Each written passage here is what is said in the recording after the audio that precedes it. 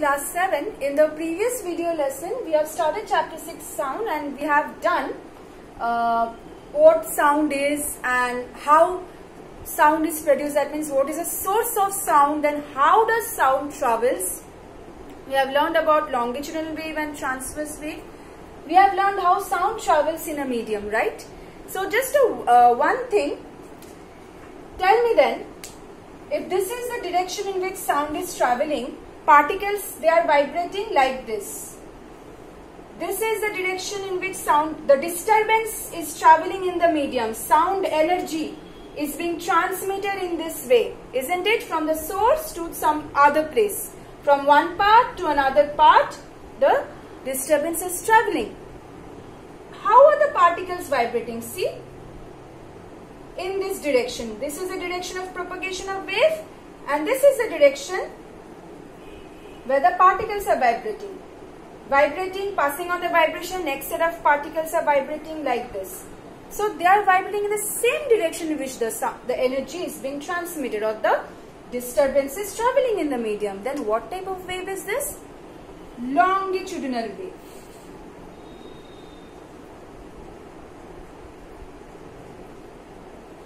Okay. Now, we know that sound is produced by a vibrating body, right? Then, let's see an experiment. See this experiment, activity 3. We have taken an electric bell.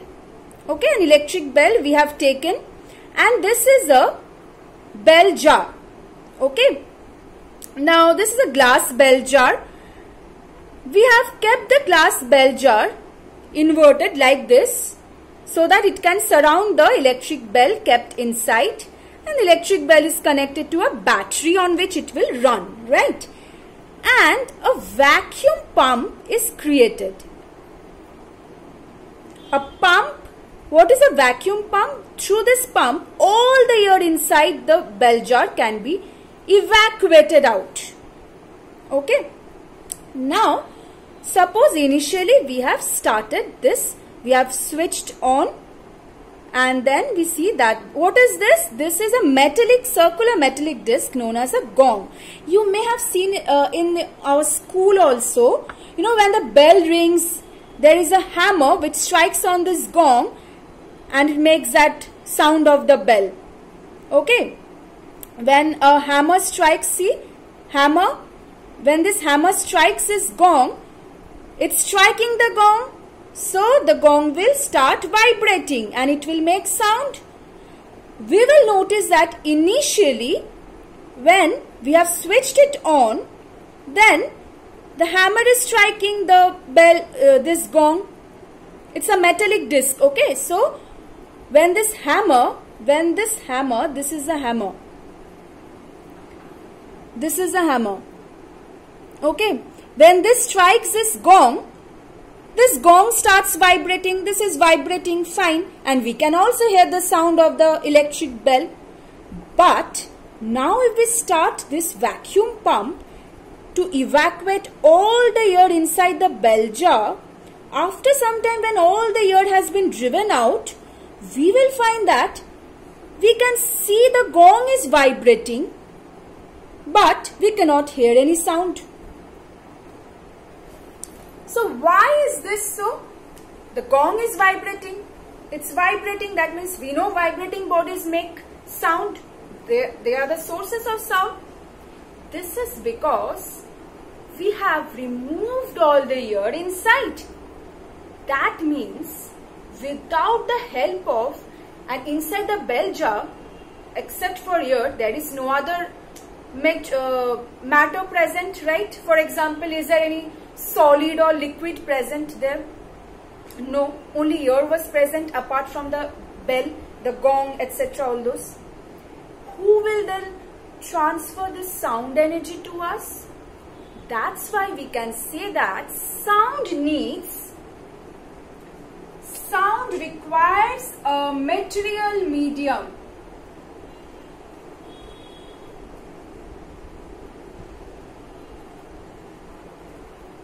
Material medium means solid, liquid or gas.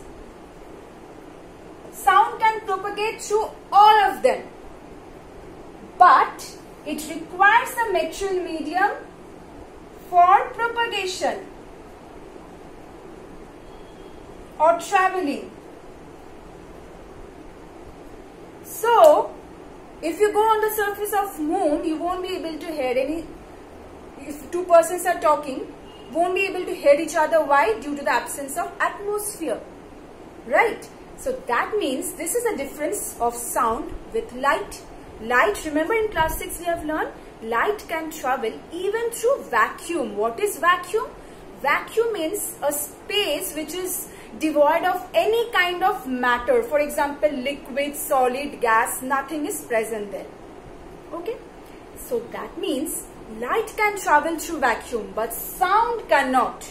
Sound can travel through liquid, solid, gas, but it needs some material medium. Material medium, that means it needs either solid or liquid or gas. It cannot travel through vacuum. Sound cannot travel through vacuum.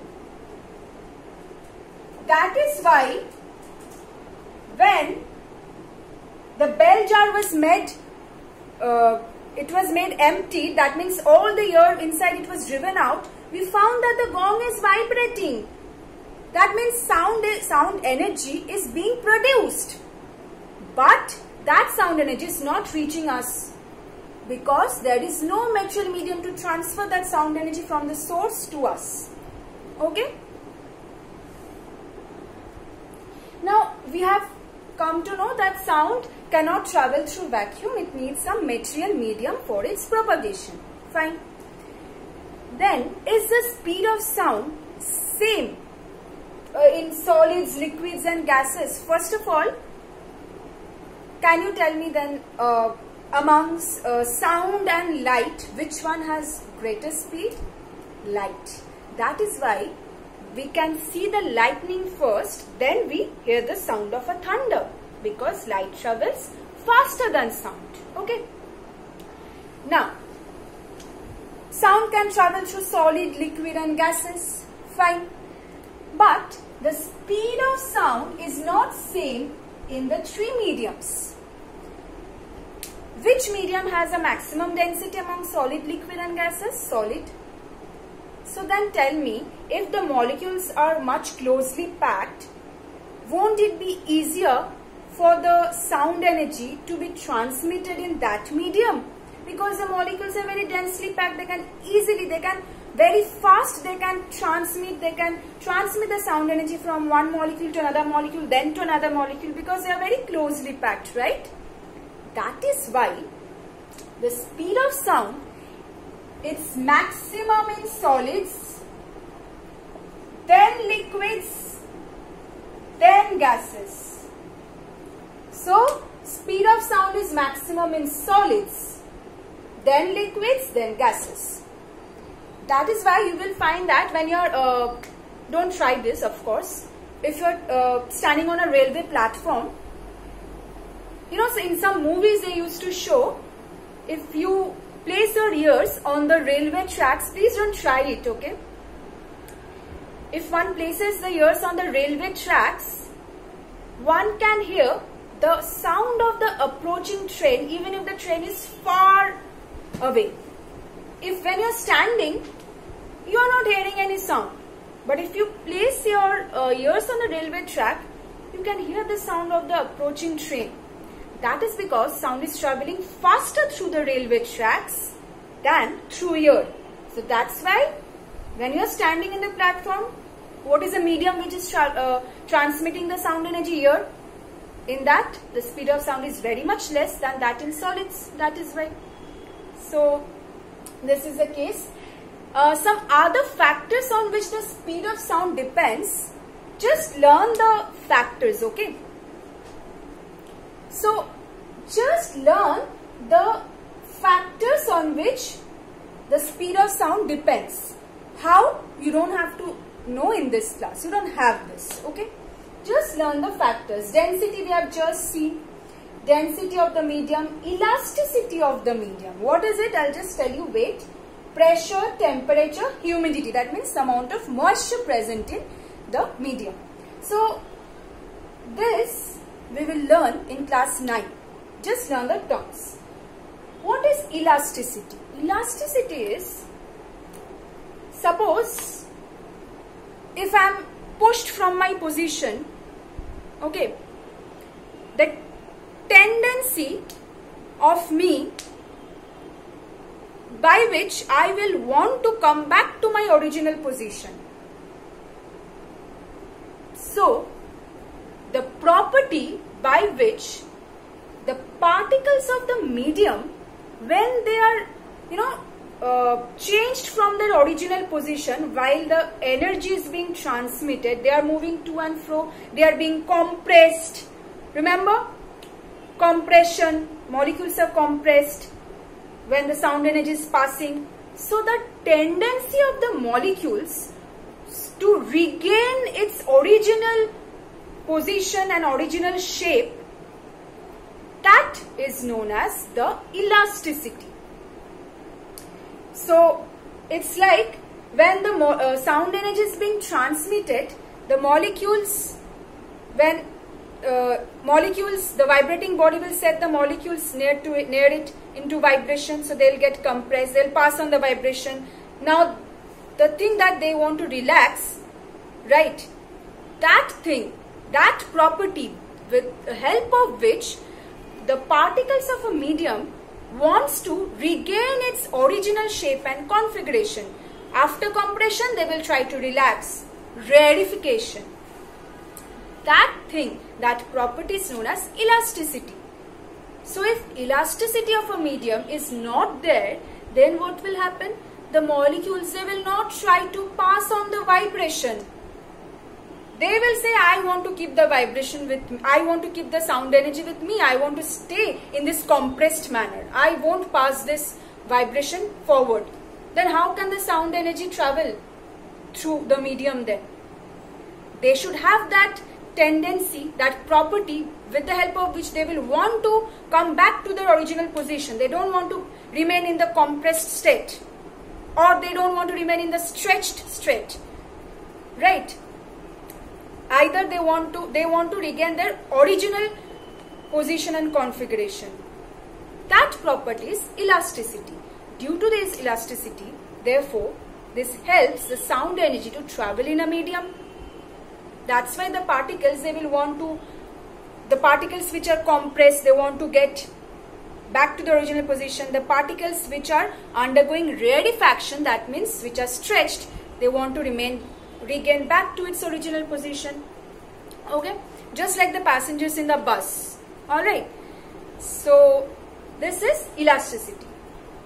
So these are the factors on which speed of sound will depend. Okay, now let's come to the characteristics of sound.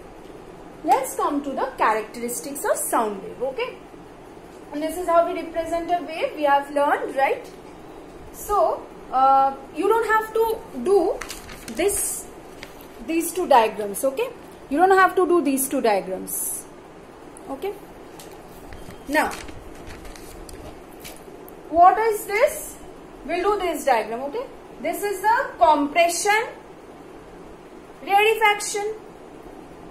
Compression means region of low or high pressure and high density. Rarefaction, region of low pressure and low density. Okay, this up to this, that means see, to and fro, one complete to and fro motion is known as one complete cycle or one vibration. Okay, from this, starting from this up to this, one compression, one rarefaction makes a complete cycle. To and fro makes one complete cycle or one complete vibration. So, okay, now compression, rarefaction done. Now, what is this? It is a maximum displacement of the wave from its mean position. This is the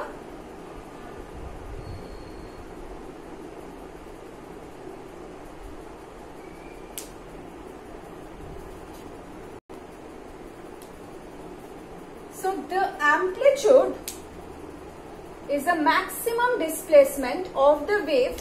This is also amplitude, because on both sides the displacement will be same. Both sides, I think in the diagram it's not clear.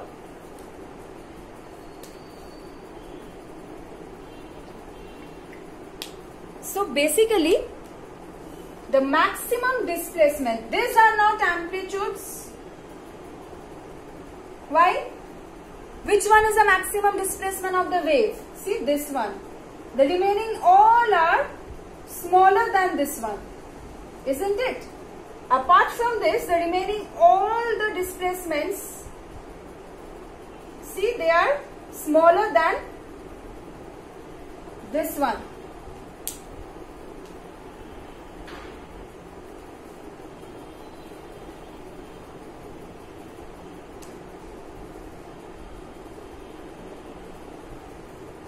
This is the maximum displacement. The maximum displacement of the wave on either side of the mean position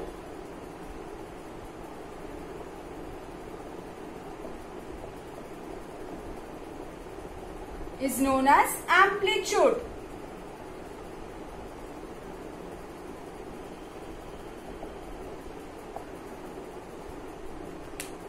Okay.